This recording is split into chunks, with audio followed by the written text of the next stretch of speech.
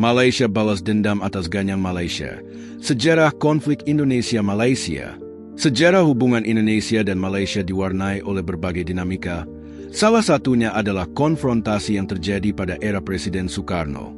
Konflik ini bermula dari kebijakan pembentukan Federasi Malaysia yang didukung oleh Inggris, sementara Indonesia menentangnya karena dianggap sebagai proyek neokolonialisme. Pidato bersejarah Soekarno, Ganyang Malaysia.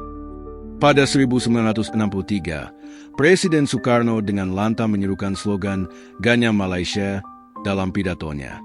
Seruan ini merupakan bentuk protes keras terhadap pembentukan Federasi Malaysia yang dianggap sebagai ancaman bagi kedaulatan Indonesia. Soekarno menuduh Malaysia sebagai boneka Inggris dan menegaskan bahwa bangsa Indonesia harus bersatu melawan imperialisme. Pidato Ganyang Malaysia menjadi pemicu gerakan besar yang melibatkan pengiriman pasukan sukarelawan ke perbatasan Kalimantan dalam upaya menghadapi militer Malaysia yang dibantu oleh Inggris dan Sekutu Persemakmuran. Konflik ini berlangsung hingga tahun 1966, ketika akhirnya terjadi perundingan damai. Dukungan Inggris untuk Malaysia. Malaysia tidak berjuang sendiri dalam menghadapi serangan Indonesia. Inggris, yang saat itu masih memiliki pengaruh besar di kawasan Asia Tenggara, memberikan bantuan militer yang signifikan kepada Malaysia.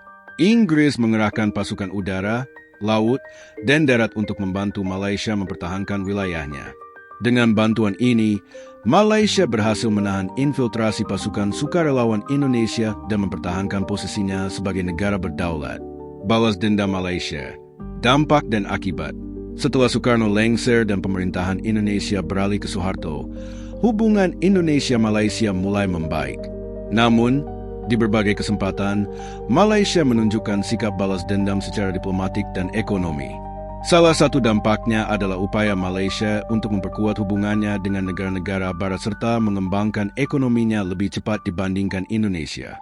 Dalam beberapa dekade berikutnya, Malaysia juga lebih aktif dalam kompetisi regional, seperti dalam sektor tenaga kerja, industri, dan pendidikan. Malaysia memanfaatkan stabilitas politik dan ekonominya untuk menarik lebih banyak investasi asing, sesuatu yang sempat tertinggal dari Indonesia akibat gejolak politik pasca konfrontasi. Kesimpulan, konflik Indonesia-Malaysia pada era Soekarno menjadi salah satu peristiwa penting dalam sejarah Asia Tenggara.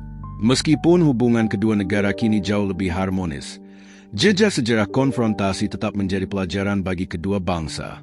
Dari slogan Ganyang Malaysia hingga peran Inggris dalam membantu Malaysia, kisah ini menjadi bagian dari dinamika politik yang membentuk Asia Tenggara modern.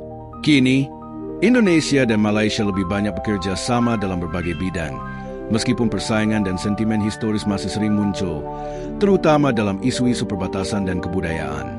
Terima kasih telah menyimak pembahasan ini. Jangan lupa like, komen, dan subscribe untuk mendapatkan informasi menarik lainnya. Sampai jumpa di video berikutnya.